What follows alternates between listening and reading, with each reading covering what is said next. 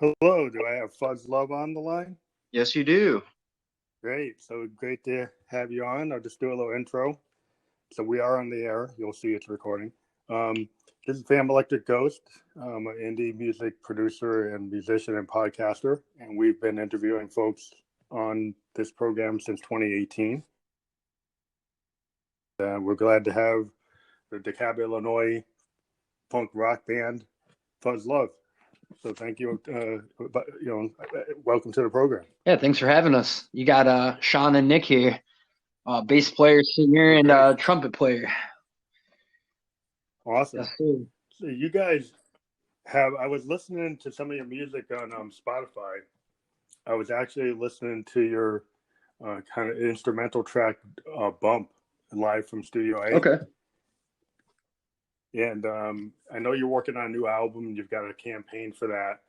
But you guys have a sound that's really interesting because, I'm a keyboard player myself, and I'm a big fan of bands like Sun Ra and Weather Report and the Allman Brothers and Funkadelic. So I kind of hear a little Almonds. I hear a little Weather Report. I hear that kind of Sun Ra vibe in some of your stuff. So it's kind of cool. And then you've got some, just kind of punk, rock sensibility, like a Steely Dan kind of idea of diving into the jazz and using it for pop sensibilities. That's kind of cool. Yeah, absolutely. Thanks, man. We love all those groups. Weather Report, Jocko, and Steely Dan. Yeah, that's definitely influence of ours. It's very cool. You could hear it in our sound too. We love the book. Well, yeah. So how did you guys? Well, I'm going to get into the history of the band. So usually I'll ask people, like, when did you first get into music? Like, what age? It's kind of, so you guys have two guys in the band on. So who wants to go first? Like, what age did you get into music? Well, I'm Nick. I'm the trumpet player, and I started playing trumpet when I was 10. And I'm 26 now. I just finished my bachelor's degree in jazz trumpet. Oh, awesome. So you went to school for it. So you totally doubled down on it. Yeah. I mean, it's the only thing that's ever mattered to me. I love it. Yeah, Matt, our guitar player, he just graduated too. And also Clayton, our other guitar player, has gone to school and is going to be continuing going to school. I'm pretty much self-taught. I play bass. I've been playing bass for the last 5 or 6 years now. I've been playing for a while, but I've just started really taking it serious in the last few years, when I joined the group. So, yeah, but I've always had a love for music. I started playing the guitar around like 12 or 13, and then kind of jumped around drums and keys a little bit. So I kind of jumped all over. But yeah, I always had a love for music. So now you're on bass? Yeah, well, I've always been on bass. Me, Nick, and Clayton started the group back in 2016. And I've always been the bass player and singer. Excuse me, just previously before the band, I would kind of hop around instruments. Excuse me. Yeah. So is it? So you can play guitar, but you felt like was it a decision that you needed that bass sound for your band, and maybe because you're a singer, it's easier to sing and play bass at the same time? Is it kind of like, how did that come about? When we started, we had 3 guitar players already, so 4 would have been way too many. Yeah. That's kind of it. The demand for bass players seems to be a little bit more. There's more of a demand for bass players. So I started on guitar when I was 13. But then I kind of started getting more interested in the bass, and yeah, like I said, it was just kind of something that was more needed. So the band I was in previously, before Fuzzlove, I was the bass player. Then I met some of these guys out here in Dekalb, and they were looking for a bass player for a different band I was auditioning for. Well, when we all met, we kind of ended up just making a group ourselves. So it kind of all happened unintentionally. So it's pretty cool. But yeah, like Nick said, we started with 3 guitar players at the time, so there definitely wasn't a need for that. Yeah, you don't want to go too toward like an Allman Brothers idea, and then maybe you need that many guitar players if you're like the Allmans. But no, we do fine with 2. Yeah, so that's interesting because how bands come about figuring out who's going to be on what instrument. Sometimes it is like they need somebody to fill that role, so somebody shifts to kind of fit it, or they get more interested in the rhythm of that. Being a keyboard player, I'm very much into bass sounds. Maybe for my Moog, I have like analog Moogs, and I love the way the Moogs can actually sound very much like real basses. Well, because they are in some ways. Um, so I totally can get into there's a lot of interesting things that you can do with the bass. If you think about it, some rock bands don't explore as much as they could, and then you get bands like the Who, where Entwistle kind of played Yeah, lead that got bass, to be and you get bands like Steely Dan that have more of a jazz influenced bass sound.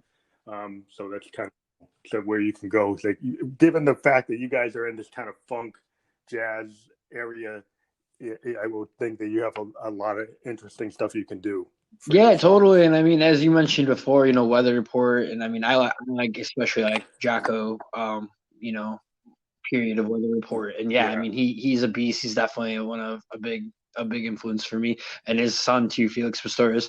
I definitely would love to play like Mhm. that. I definitely am a lot less busy. Just kind of play what the kind of sound needs, just kind of serve the sound. So Yeah. I mean, that's pretty much today. It's interesting because you guys are kind of bucking a trend in terms of the way style you're doing. Because I'm looking at some of the time links on your music, and traditionally, a lot of bands today are like under 3 minutes, 2.5 minutes, and you guys I'm in my 50s, and I grew up, with progressive rock bands like Yes and Genesis and Pink Floyd, where these kind of song lengths are common for the sure. 70s, but in today's era, um, it's not so common. Is the Chicagoland scene that you're in? Is it more of the bands into these more long, elongated songs? Is that what the vibe is in your In scene? our particular scene, yes, we're kind of see now we kind of We're seeing chameleons. we're kind of more in the jam band scene out here. So we use the kind of Yeah, jam band formula, if you will, where we have like a long improv jam section.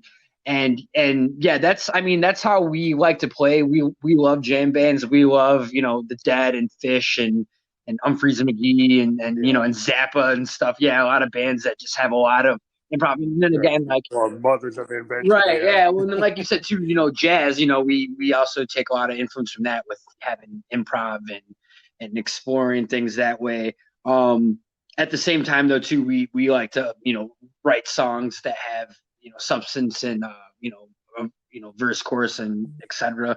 But yeah, out here, yeah, in our particular scene, definitely people like that. People like to get down. That's kind of where the magic happens. And we're not really yeah. Well, Chicago is kind of known for that, with the blues sure. scene Well, and the jazz that's the cool scene. thing about Chicago is there's so many different markets and different music scenes. There's a jam scene, there's a blues scene, jazz. There's I don't know if I said jazz or not. Yeah, there's a jazz scene, rock scene, bluegrass scene, metal scene. I mean, I could go on, but there's just so I mean, Yeah. You probably do have like the DJs and the sure, yeah, EDM yeah, scene now, and that's of kind of course, yes. That's what's that's again great about yeah. Chicago is that there's so many different music scenes and you go to one bar and go across the street and you're in something completely different. And we like that, and that actually works great for us because as you're saying and as you've heard, we have all sorts of different influences in our sound, and we love exploring all Yeah, that. Yeah, it's kind of all of our dads and our parents, it's kind of like music that they listen to and that we kind of grew up hearing, and then we take that and yeah, our modern influences and whatnot. And yeah, so we're definitely we go for originality. We're not trying to be the next biggest thing. We're not trying to be on the radio, hence why we have 10-minute long songs. We're playing yeah. music that we love to play and that actually means stuff, actually means something to us. And we just, as Nick always says too, we play with honesty. Yeah, I think that's the thing I like. I grew up in a time period where, vinyl was king. I grew up in the 70s, like I said, I'm in my 50s. And when you went to get a record, you bought a vinyl. And when you bought Pink Floyd, or you bought, Inner Visions, or you bought Songs in the Key of Life, or, Electric Leland, you go in the basement and you listen to the whole thing. Yeah, totally. Yeah, and we put our first album out on vinyl, and only vinyl, right? And yeah, only vinyl. Actually, we didn't even print it on CD or anything. Our first album, we just, put it right on wax. And yeah, man, that's definitely what we were intending it to be too. Is something that you would just go and listen to the whole thing from start to finish and kind of enjoy the ride. And that's, unfortunately, kind of a lost art these days. But again, that's something that we're all into. Yeah. Also, like everyone in the band has their own, vinyl collection. We all listen to vinyl, and like to go out to thrift stores and flea markets and find find a gem. So, and we're always showing each other different music. So yeah, man. For the three of us out of the four right now live together. So I mean, we're always just showing each other music and listening to music. I think that's the thing is sometimes lost in this kind of Spotify playlist age, is the idea that a band, when they presented an album like a Sgt. Pepper's, it's like reading a novel. It's like an audio novel, right? It's like a sound painting. I was watching a documentary on George Martin, and the Beatles kind of fell into George Martin because they actually were, I don't know if you know the history, but George Martin had done Peter Sellers' comedy records. He actually produced the comedy records. And the interesting thing about that is those old Peter Sellers comedy records had orchestras on them. They had sound effects. They had all this stuff. So when you start to think about Sgt. Pepper's, there was this idea that George Martin had been working on these comedy records that had all this multi-layered stuff going on. Very cool. They were like these big performances. And when the Beatles had actually heard that, so when they got to Sgt. Pepper's, they knew George Martin had that capability. Yeah, totally. And then they said, and George Martin had this idea that I don't want to just record you like you were in Berlin. I want to think about music like Monet or a painter. It's like, it's a painting, a sound painting, which means I can actually interpret the sound, and you don't have to sound like on record what you sound like live.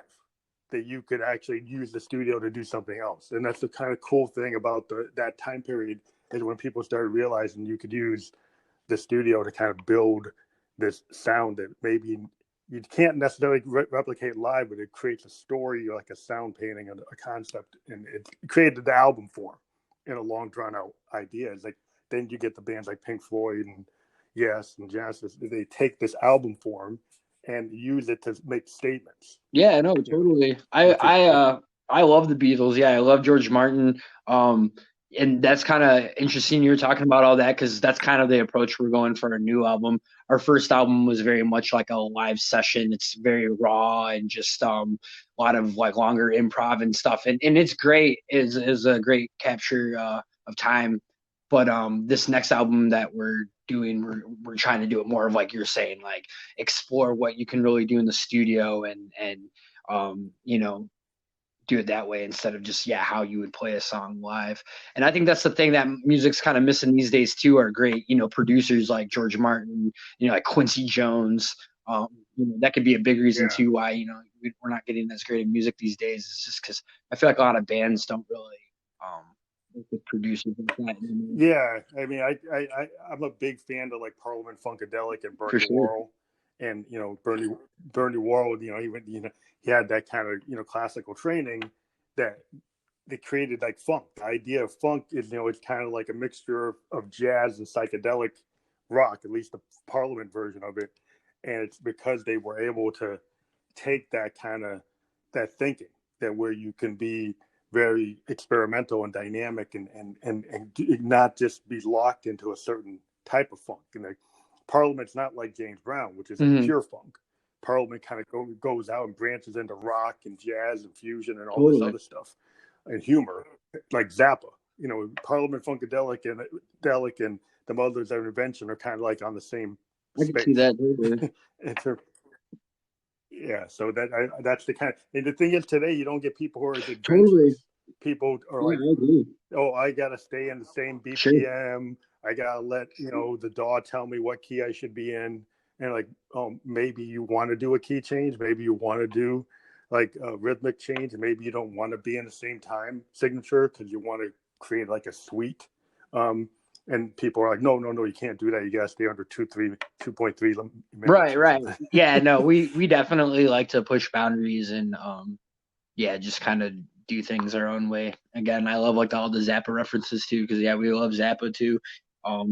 And yeah, we like I mentioned before too. I think we also just really serve the song.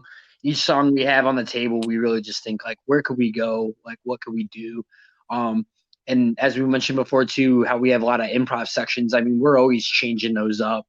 We're always doing new things. So we definitely like to keep it interesting and I mean, we listen to a lot of different music and we take what we like from that, but we also just do our own thing with it. We by no means want to sound like anyone else or just do what's already been done before. Yeah. Yeah. Because one of the things that we've been talking about your influences, and we can kind of hear it. We can hear it. We've talked about the Weather Report and Parliament and Zappa, and I think jam band. I think bands like Grateful Dead and Almonds. But it's interesting that today, when you get the audience seems to be so primed that they want to hear the radio song exactly the way you wrote it, and so you get bands that come on stage with a musical director and like a computer and maybe like an Akai, MPC, and they're just triggering their clips and then kind of muting tracks, and they're just singing over like, a sequenced track. And it seems like some music fans today don't seem to know the difference between somebody with a music director doing sequenced tracks and a live band. Yeah, no, for sure. There's a lot of I don't know the word for it, but yeah, I don't want to say like deceiving going on, but yeah, I mean, there's not a whole lot of substance. I mean, everyone likes different things, but we definitely like to go to like kind of raw organic approach.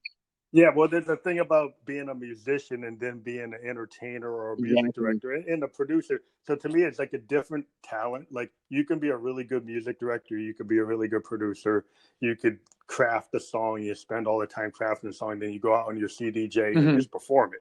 And then you're more like an entertainer. And not that you weren't a musician when you crafted it, but compared to a jam band, compared to somebody like Dead or Parliament, there's still a place for live musicians showing that level of musicianship, and it's not that the other type of music isn't important. It's just it's a different form, and some people want to see somebody play like a Pearl Jam. You go see Pearl Jam because every night they might play something different, play the songs differently, or Eddie might change the lyrics up, or why you go see Dylan because he's going to change up Idiot when he's going to do the third version instead of the second version. Right. Yeah, that's something we talked about too. There's there's some groups or acts that they'll go on tour and they'll play the same set throughout the whole tour.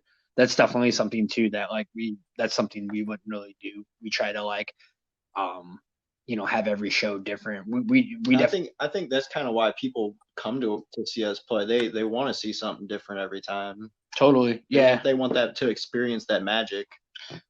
Exactly. Yeah. Especially. Yeah, I mean that's totally the 70s. If you go see Zeppelin, Jimmy Page is going to do that solo different every night. Totally. Just because he didn't want to do it the same. He didn't want to pull an Eagles, where Don Henley and Glenn Frey kind of during the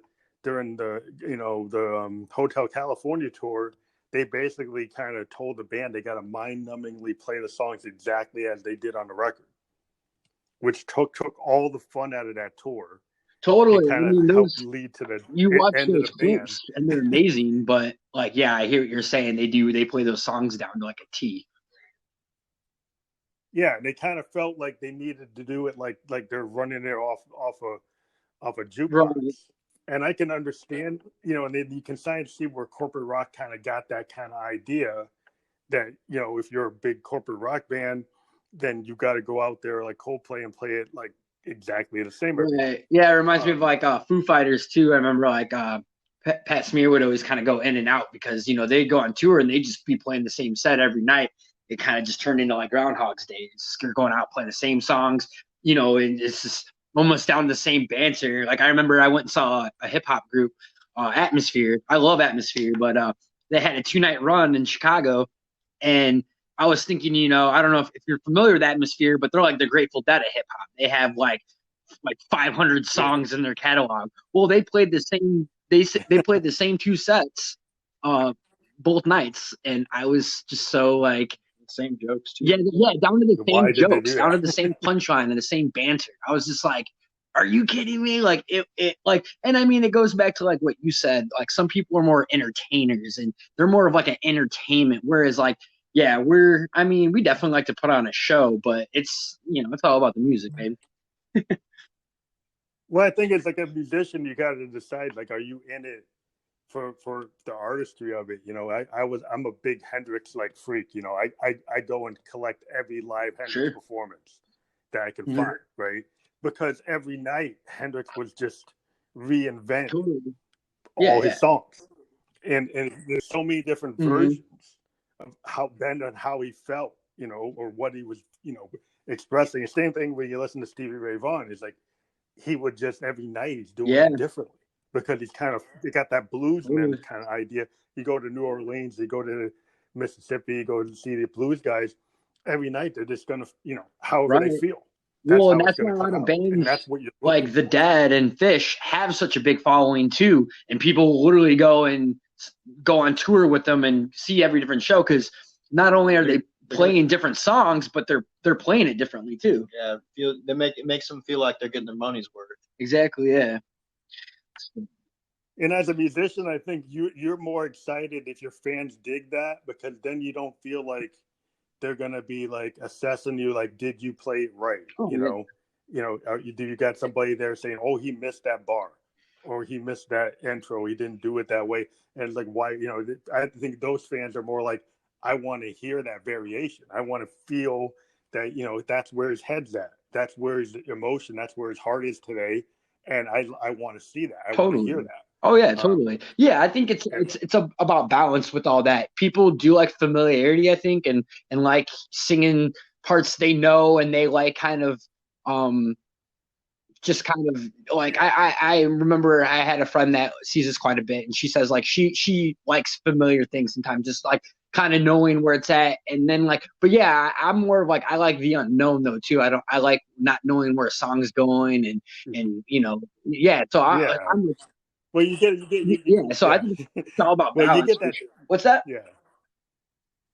Well, I was saying, like, if you get a pop band, the whole thing about the top 10, top 20 bands, they're kind of stuck on the roll on a rail where people expect them to play that lick exactly the way Sure. they heard it, because they're in that kind of zone. But if you're more of an indie band and you're like in that independent music area, the alternate band, the jam band style, then you're a little more free to express yourself. And yeah, you guys do like to have, I listen to a song like Someday, so you have like like a typical pop structure to Sure.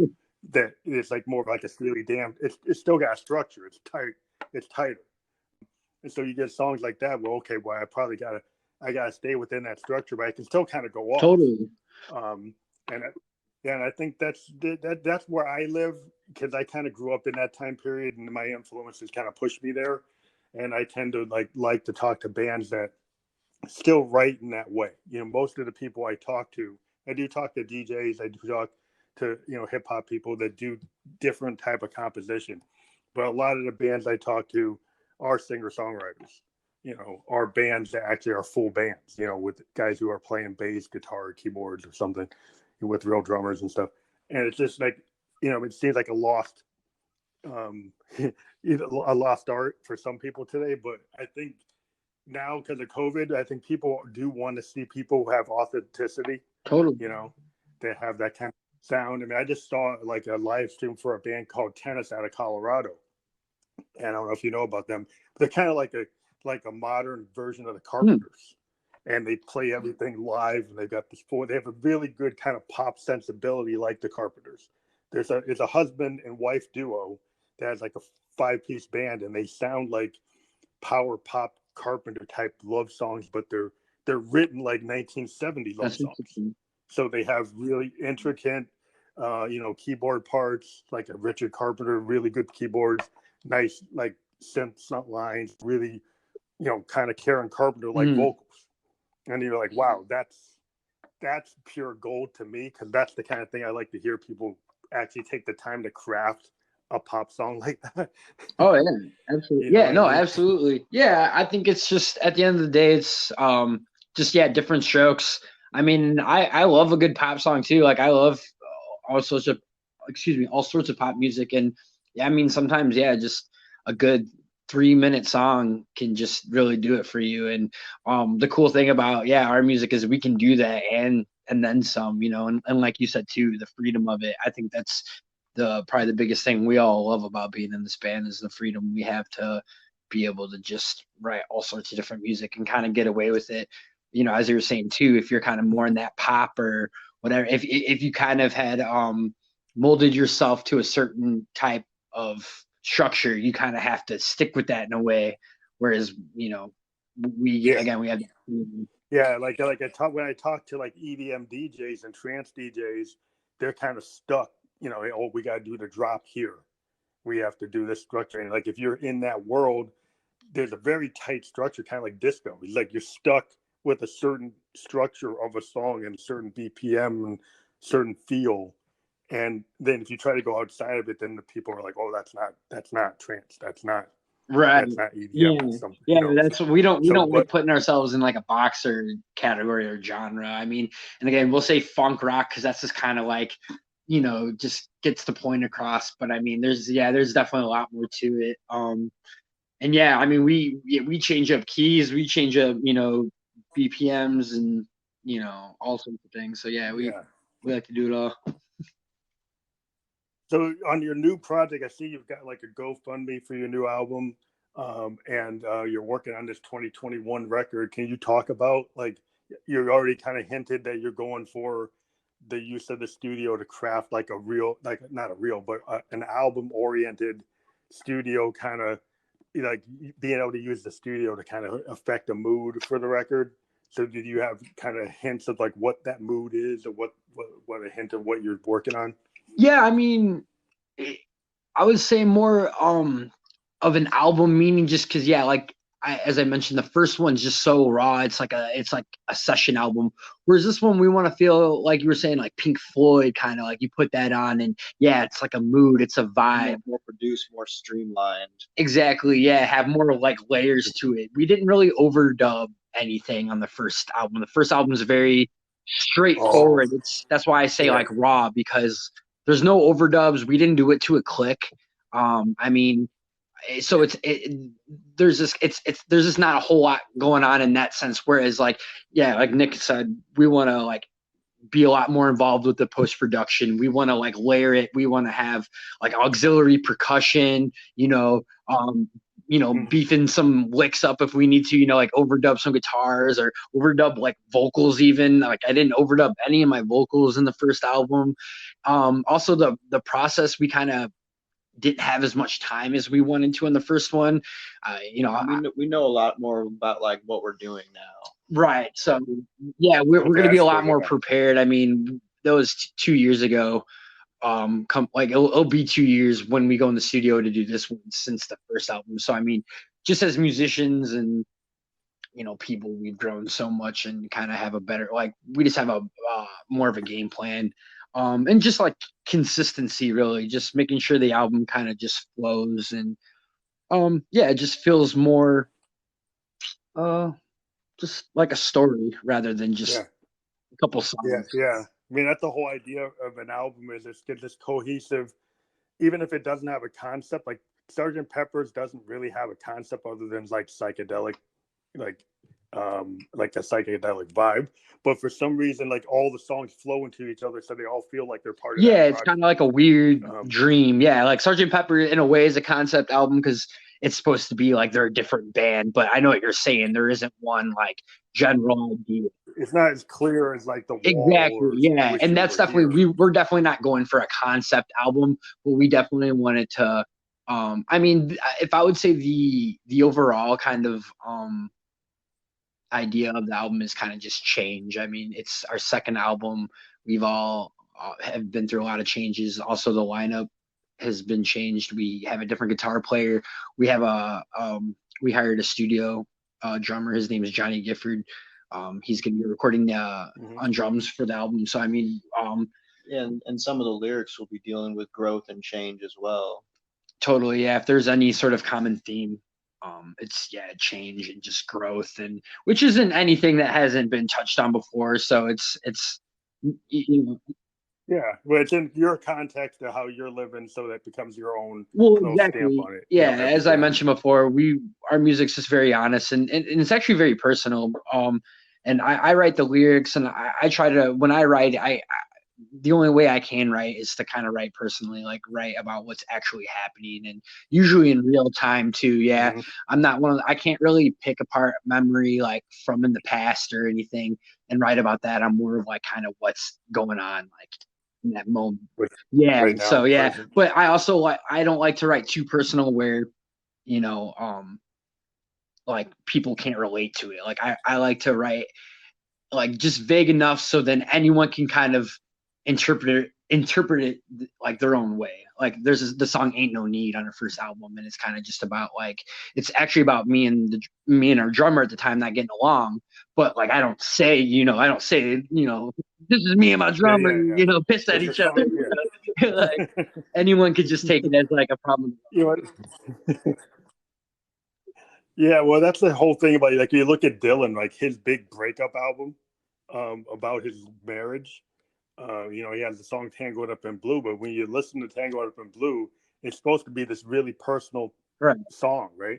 But he creates these characters that are not really him. Like they're supposed to be like it's representing what happened to him, but he creates all these characters. They're going off. I'm going to go to the North Woods and be a cook. I'm going to go to this dock, and I'm going to be But he never Right. did that. But he creates this story that is always this kind of everyman characters that they're actually him, but he projects himself into other people that people can understand. They're going through this painful situation, but it's him, but it's not him, but it's Sure. relatable. Yeah. And it's kind of like his talent was that he Mm-hmm. could do that and kind of mask it. Yeah, absolutely. Yeah, I definitely admire that about his writing, where he can definitely kind of just make a story out of something. And yeah, and I really do love those songs too, where it's kind of got the story like you were talking about. But then if you do some more research, you'll find out like, oh yeah, like that's about his wife leaving him. You're like, whoa, I never would have thought that. Like it's pretty cool. Yeah, but he kind of was able to kind of tell it, but then remove Exactly. himself, which is so like that is like a real talent. Like you're being personal, and it's really self-revealing. But he still put a level of like masking on it to kind of protect Totally. himself. But then you had to like because he's a poet, you can unravel like all the meaning in there, and it's like that's always interesting about work.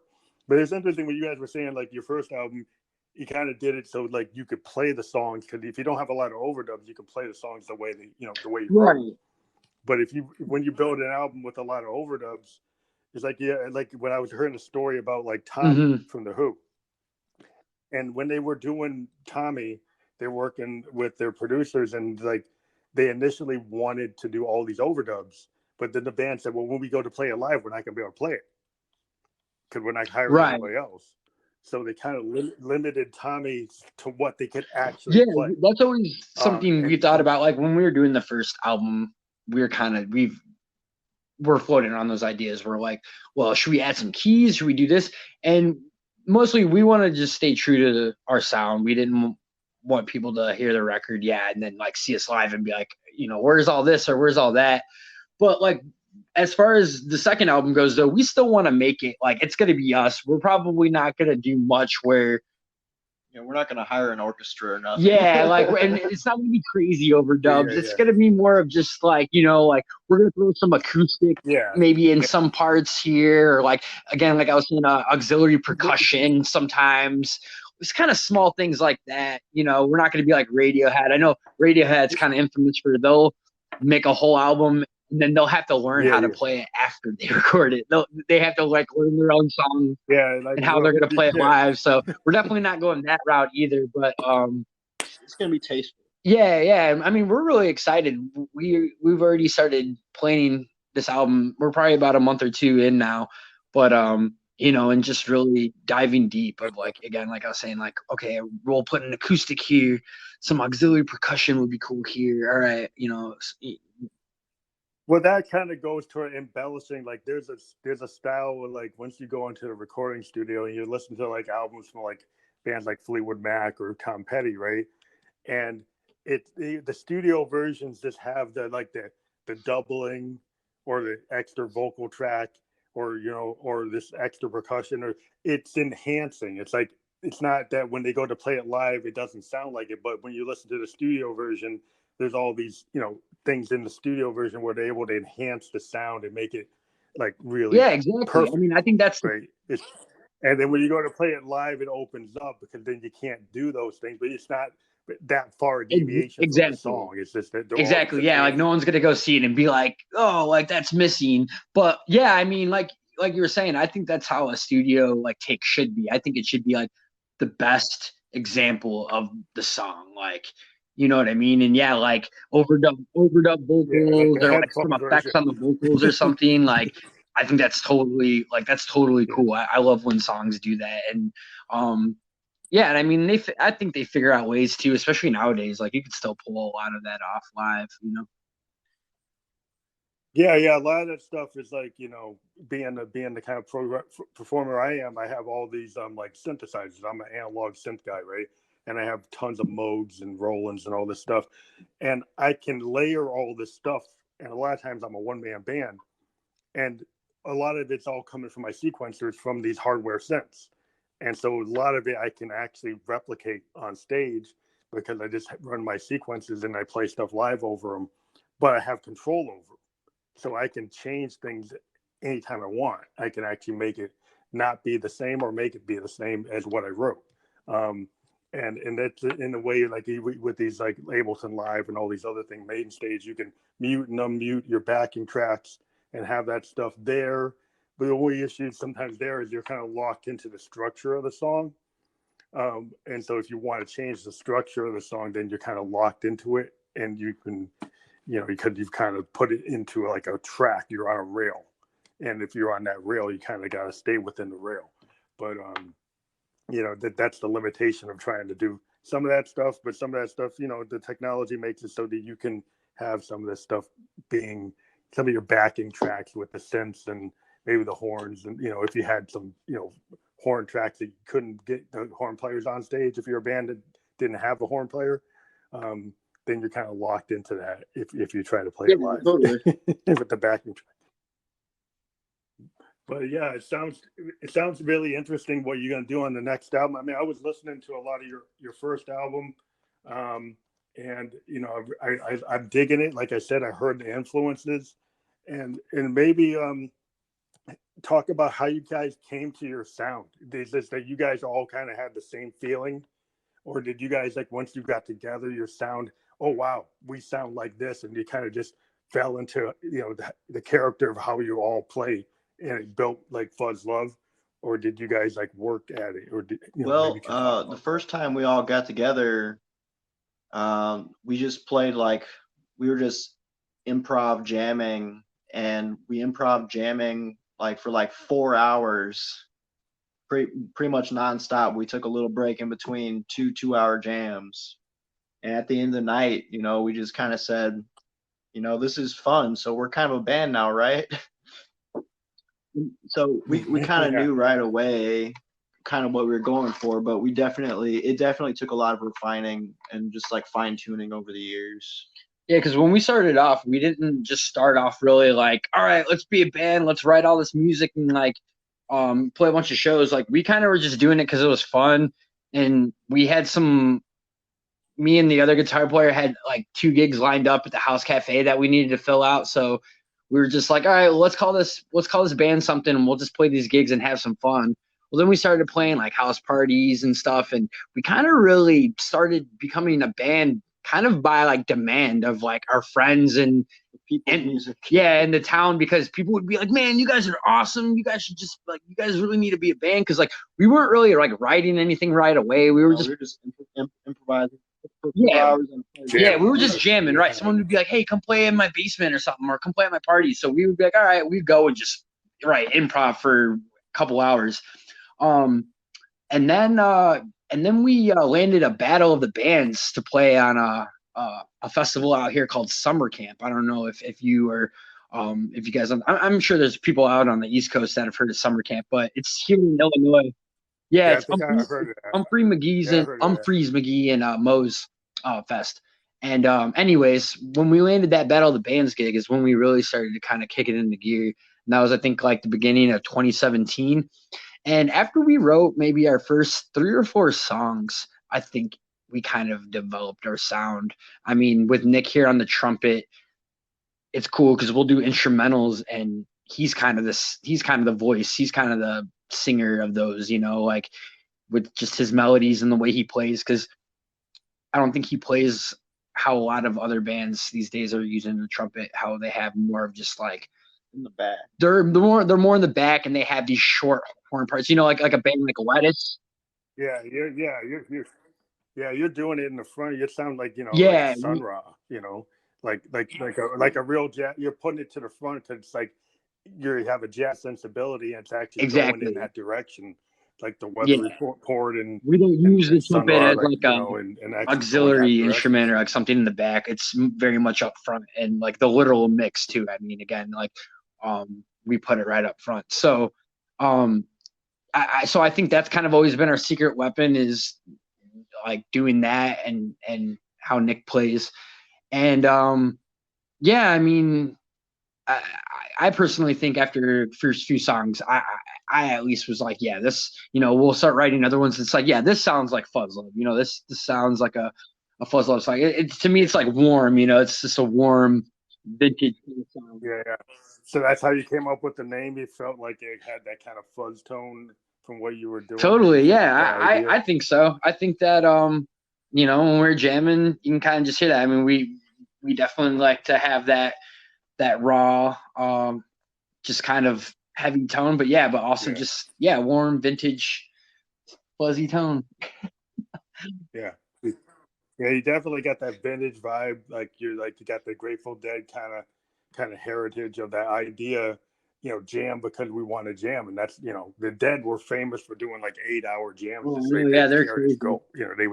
They'd be out there, in the California scene, just with like tons of hippies, just like we're just into it, and that's it, And Hendrix was like that. He just jam anywhere he could find a place to jam.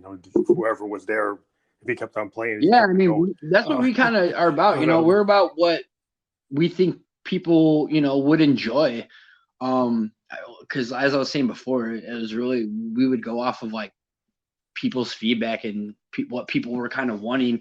Because when we were just jamming in the beginning, people were like, you guys should write more songs with lyrics and stuff we could sing. And we're like, okay. So we went back and we were writing more songs and stuff people could sing. And then and so whenever we get feedback, we really listen. And and we go and see so much live music too. So when you first started, you were more like a jazz kind of fusion, and then you started to bring the lyrics in and start to build the song structure, the traditional, but still having it in a jam band, kind of Allman Brothers. Yeah, because like I said before, like we were just improvising, we were just jamming. There wasn't really any structure. There wasn't like any actual songs. And then once we started playing out more and stuff, people were like, yeah, like, we want to hear singing. We want to sing. And, we want to hear lyrics and stuff. So, we kind of went back and, we wrote Someday was one of our first ones. And then, No Need is kind of our. Yeah. Yeah. And then. That's a cool track. You guys kind of have like an original Chicago sound vibe. You have the original Chicago. Yeah. The Chicago band, you mean? They have. Yeah. Oh, yeah. We love Chicago. Band, before Peter Cetera, when they're like Chicago Transit. Yeah. No, they're groovy, man. They're happening. Yeah, and they actually I know the bass player sings a lot too in Chicago. That first album is actually like pretty psychedelic. We love those guys. Again, my dad listened to those guys all the time. Boston, I mean. Yeah, I was into that too. Yeah, I mean that sound was awesome because it had the horns, and then you had like the jazz sensibilities, and you had this kind of really cool sound. It was poppy, but it was a little more advanced than some pop music. It was going in a different direction. I think it's just about having that balance, because I think if you have too much of one or the other, then that's where you can. Yeah, well, they had that fine balance where they had all these hits, and they were able to keep that kind of really interesting complexity, but Well, still have a exactly. pop Yeah. song out of it. Which I think when you get to like Walter Becker and Arnold Fagan with Steely Dan, is the fact that they're using all these Motown guys and all these jazz musicians, as session musicians to kind of really perfect what they were trying to do. And it's interesting that you told me you guys went and got like a drummer and you got a new player.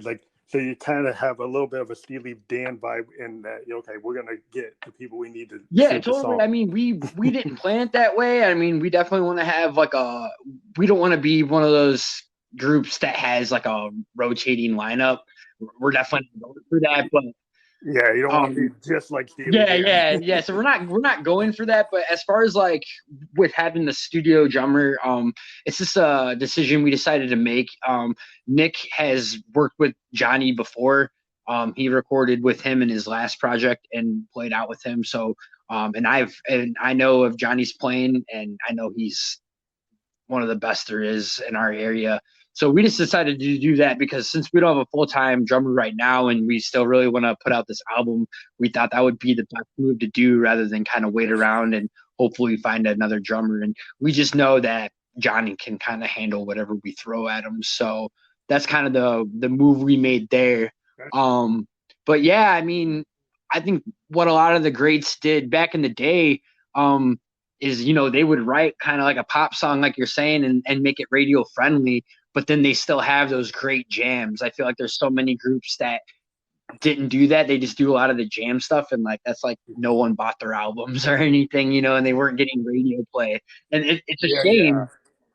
Yeah, well, even Frank Zappa had that issue sometimes. Sometimes he'd write the hit, right? Yeah, because he was so against the but music most of the industry. times, like he wasn't really trying to write the hit. It happened to be a hit. He happened to have a song that was accessible, but most of the time he wouldn't write it that way. Right. Because a lot of radio places aren't trying to play like back then at least like Don't Eat Yellow Snow and all that. Like he was just so out there. Yeah. Right. Well, that's the thing. I mean, who's gonna play that? Zappa isn't for everyone. Like I love Zappa, and even I don't love all his stuff because I mean, some of it's just like. Well, some of it's like his sense of humor is kind of like funkadelic humor. It's the same thing. You won't hear a lot of deep funkadelic tracks anywhere because they're kind of out there. It's got the same kind of humor. It's got the same kind of like strangeness to it with this outer space kind of vibe. Right. Okay, but it's that kind of thing that's kind of cool to have that inside vibe. These like interior tracks. They're deep on these type of bands. That they kind of give this stuff to the diehards, and then they have they'll do a single because the record company needed them to do a single, but a lot of times it's interesting today. Like everybody seems to be so pop focused that everything's got to be with these these producers that want to they want to put out the jam song. This is the burner. This is the one that's going to really do it. But then they got too many guys doing the same thing. Too many people using the same splice, same Fruity Loops, same clips, same drums off the 909 or the 808 or 720. They're all doing the same thing. And so then there becomes less individuality and uniqueness. And I like to hear bands like what you guys are doing. Kind of brings me back to the days when, I did go to the record store and find some band, and like I discovered like Big Star, Alex Chilton's Big Star. And they were like, I don't know if you guys know, but they're kind of like the Velvet Underground of power pop. And I just finding like a little niche band. Like when I found the Velvets, like I actually found the Velvet Underground in Nico in a record store in Northampton, Mass, when I was like 17, and it was like a life altering experience. Yeah, we've dropped a record off at a few different record stores, and yeah, honestly, that's kind of something I always hope would happen for us is someone would kind of take a chance on us. Yeah, someone will kind of like go through the record bin and see ours and kind of catch their eye, or like if they see it in a local band section and kind of like Nick says, kind of take a chance. Or with me, like I take advantage of YouTube and Spotify. Like I'll look up a group and see if they're on there and kind of check them out. Or sometimes I'll even just take a chance and just, just grab the album if it looks cool enough. But yeah, that's something I definitely hope will happen for us. Someone will kind of just stumble along and kind of check it out and really enjoy it. That's why I think the great thing about being a music fan is like the kind of music fans that most bands want, are the kind of fans, that allowed bands like REM to become, big, because people like the college radio crowd back in my day, before YouTube, before, the internet, when you found a band like the Replacements or Husker Du or like, like a Joy Division, you found them on college radio. Or even like the I was Talking just Heads, thinking that. Yeah. or television, bands that were playing in CBGB. Yeah. I remember right? hearing Talking Heads. They were like considered like an art group or something. They weren't even like considered a band at first, and they had like knife throwers opening for them and stuff. I always thought that was cool. Yeah, they were at CBGBs with the whole crowd, with the Ramones and all, and they were with Blondie and all those bands at CBGBs. But they weren't really a punk band. They were like this. They were like one of the first like, alternative bands, because they were doing something that was very, it was kind of like it wasn't what Lou Reed did with the Velvets, but it was very experimental. So it was like it's this kind of like they're mixing all these things, like these kind of Andy Warhol sensibility, that they're doing all this weird visual stuff that you kind of needed to see what Byrne was doing, because he was doing all this very strange stuff, and you had to go see him, because just not hear them, you had to actually see what they were doing on stage, because it was like, wow, they put a different vibe, I never I think they definitely had one of the greatest balances of like great music performance, but also a great like show and entertainment too. They really knew how to put on a good show. Yeah. So when you guys play visually, do you guys play it just straight, like a straight band that you're into just doing the music, or do you have any kind of stagecraft? Do you guys have like anything that you use to kind of set yourself apart other than just playing, or you're kind of like playing is what we do, so that's it's definitely kind of more on the second one. We kind of just are a little bit more like old school, I guess you could say, where the music speaks for itself. Like the Dead didn't really use a lot of pyro. They didn't even talk much. Songs. We don't do too much. We kind of just let the music do the talking.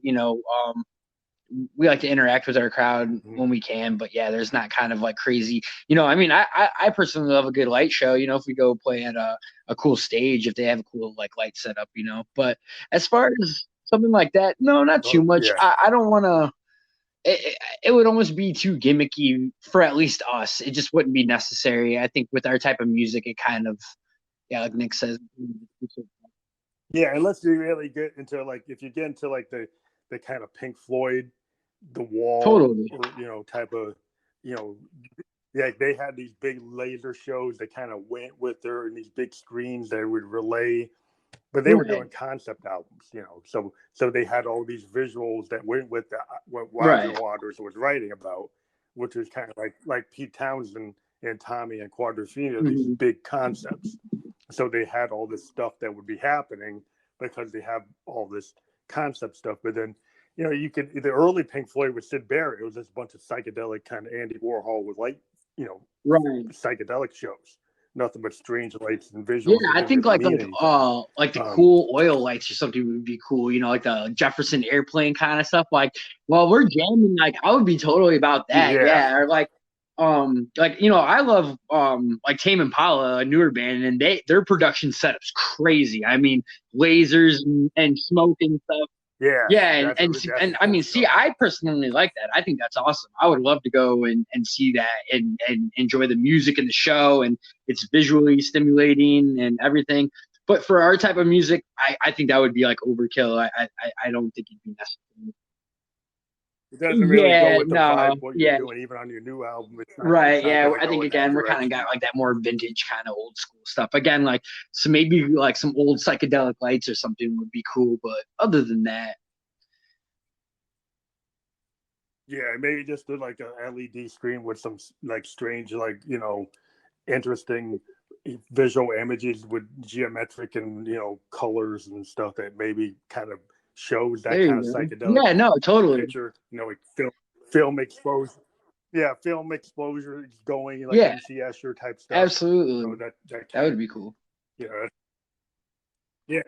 Yeah, that's always like, because people are so visual today that bands are having to look at like, like I do live performances for my home studio, and I'm getting ready to invest in like a green screen so I do a lot of weird visuals on my Instagram with all kinds of visual tools, and now I'm planning on having some of those actually show up on a green screen when I do my live performances from my home studio, so it actually will be like more interesting than this me playing my sense and just have this weird kind of MCS or kind of weird stuff going on. But yeah, I mean, you just do whatever you think is going to fit. Exactly. Yeah, exactly. Doing. So, I mean, yeah, like who knows? Maybe if we released, more of a concept album and then, it some cool stage production, was needed, that would be cool. But yeah, as far as where we're at right now, we're going pretty minimal.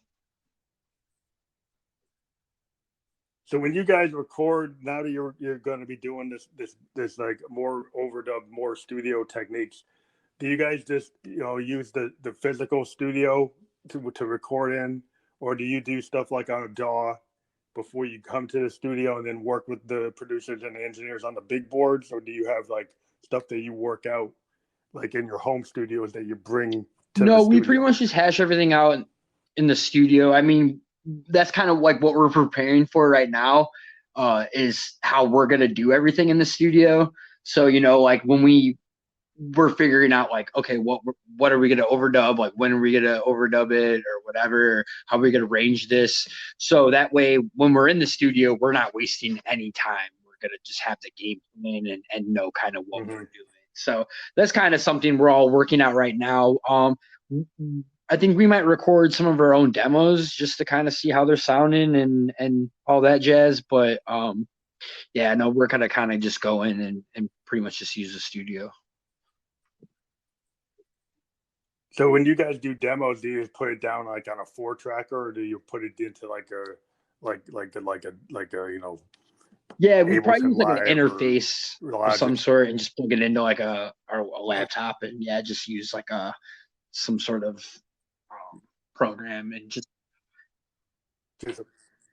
a bass, get it pretty much, yeah, and just to be able to kind of hear it outside of like us just playing it. I mean, some of the guys recorded on their phone, but that's obviously not the best kind of quality either. So yeah, we kind of just want to lay it out and make sure it kind of is just sounding good, and you can always then hear like, okay, maybe this song would be better a little bit slower. Maybe this song would sound better a little bit faster. That's kind of like, again, what we're figuring out right now. Like we've been slowing some things down because we've been playing to a click track too. As I mentioned, we're going to record to a click this time. So you guys kind of like rehearse what you're going to do, and then when you get there, you're kind of ready with the songs that you guys actually exactly, yeah. So we'll probably just go and lay out the framework, because I mean, we're all gonna record at the same time. So we'll go in there, we'll probably throw on the click to where it needs to be. We'll play the song through, and then go from there. Like, okay, that was a good take. Now we're gonna add some acoustic on this section. Okay, great. Now Nick's gonna go in and blow over here. So I mean, and so that's kind of what we're doing right now, is figuring all that out. So then when we go in there, we're not like scratching our heads or anything. Yeah, because I was watching a documentary, like Pink Floyd, I'm big into them, but after they did The Wall, they had to kind of hit the wall, and they didn't know how they were going to do Wish You Were Here. And so they just booked the studio, but they had no songs. Yeah, you can do that when you have a lot of money. So they were sitting in the studio. Yeah, they had all this money from the Wall, and then the recording engineer said, well, most of the time they were just sitting around trying to come up with something, and they were spending all that Wall money. Yeah, we don't have Wall money. We have GoFundMe money. Yeah, so it's like, I guess like when you're at that level, I guess you can just sit on there and smoke your cigars. And I think maybe tomorrow I'll have something about play squash. Yeah, it's definitely not. It's like the complete opposite for us. So yeah, we have our 5 days. We're going to be in there booked the beginning of January. So you got it all planned out. You know, you got 5 days and you got to get it done. No, exactly. Yeah, we got 5 days. We got about 3 months then from now. Yeah, so in 3 months we'll be in there 5 days, and yeah, we got to go in there and crunch it out. Our first album was pretty much 3, if you will, 3.5. I went back in to try to do some more vocal work, but that's the other thing too, man. It was just so much pressure. Like I was in there because we were focusing on getting all the music right. Well, then I had about an hour to get all the vocal tracks down. So it was like, all right, now get your vocals down. So I was under so much pressure. I've never been in the studio before, and yeah, I don't want it to be like that again. I want to be much more relaxed. No, give yourself a little more because I mean, you can definitely that. hear it too. You can I definitely can hear it if you listen to that first one. Like you can hear I'm pretty nervous. So I want to sound much more confident, and that's kind of our goal for this album is just to make it better than the first. Yeah, well, your sophomore record always you always learn in your sophomore record from what you did on your first, flight, and it's like it always progressively gets tighter, and you get to figure out who you are. I think some bands' sophomore albums are better, and I always consider I'm a big Radiohead fan. I love the Bends. I never listened to Pablo Honey, their first record, and I mean, I know that there's a lot of bands you keep mentioning Pink Floyd. I mean, you listen to their early stuff, and I mean, it's not for everybody. Let's just say, right? Yeah, well, Syd Barrett, I guess the guys who love Syd Barrett the most. Yeah, right. Yeah, no, see, I'm not a, I respect him, but I'm not the biggest Syd Barrett fan. But there's just so many groups though, and yeah, you listen to their first album, and you can hear what they were going for, but yeah, it might not always be the best. And then you hear their sophomore album, and it's kind of like, oh, okay. And I'm kind of really thinking and hoping that this is going to be like that for us. I think our second album is going to be, I think it's going to blow the first one out of the water, and I think it's really going to be the one that will kind of grab people's attention a little bit more. Yeah, because I was listening to The Clash. I kind of love The Clash because they're not your normal punk band. They actually became more of a modern, early, they kind of bridged the gap between punk, hip hop, and new wave. They actually started to, when you get to Combat Rock and Santa Anisha, they're not like a straight punk band anymore. They're mixing in, Latin rhythms, African rhythms, and sub pop stuff. And so you get this strange sound. It still has this punk aesthetic, but then it gets you get pop, you get rock, you get funk, it's this kind of amalgamation of all this stuff going on in London. And it's kind of cool, when bands are open to that, so you might start as a punk band, but then they became kind of like more of a alternative band. Yeah, totally. And I mean, since we have, 2 different members too, I even think that'll have a big difference in, the sound. Yeah, because every member always brings their own feel to it. So then you're going to sound with that input, each musician's input kind of pulls a different flavor or a character into the music. So you'll feel how that comes together, and it necessarily, brings out different points or different things in the mix based on, how people play and how they actually coordinate together. So it's great that you guys, it's cool that you guys are still fighting the good fight with music played by actual musicians rather than just, on the grid. And not that, I listen to everybody, but if somebody asks me deep in my heart, I always want to see a band that's actually going to go on stage. Absolutely. And play. So yeah, I think that's who's going to win at the end of the day. So yeah, if I'm going to go to a big festival, I just don't want somebody jumping up and down with a CD. I agree. Because I'd rather see somebody jamming out on a Moog or on a Fender Telecaster or on a Hammond B3. That's where my head's at. I want to see somebody, actually, playing that bass and playing those keys. That's kind of, when the vocalist, actually singing, not using the vocoder. So Yeah, it's cool that you guys came on the show, and we're gonna put this out. We're actually part of Spotify, and there's a Spotify version of this podcast that we publish. We actually publish on 11 platforms, and so this will come out on Spotify, on Apple, Stitcher, Overcast, Google. So it's gonna simultaneously become available on all these platforms within the next hour, and we will push it on our Instagram, and we'll create a story for it. You can link to it on our Instagram. So we're glad to have you on the program. We're going to push out your hyperlinks, including your GoFundMe. Awesome. Thank you. On the program, it will be clickable. That'd be awesome. Thank you so much. Yeah. So good luck. Yeah. Good luck to you guys. You know, you're fighting a good fight. Like I said, you musicians playing music, and getting it out there to people so they can feel it. We're really into that. So when you guys are ready with this album, feel free to contact us and we can help do an album release. Yes, I was going to say we would love to do that. And again, thank you so much for having us. Thank you so much for supporting us, and we appreciate you. And this has been a great time talking to you. Yeah, it's been a fun conversation. Great, thank you. Have good luck. Thanks, buddy. Stay safe out there. You have a great night.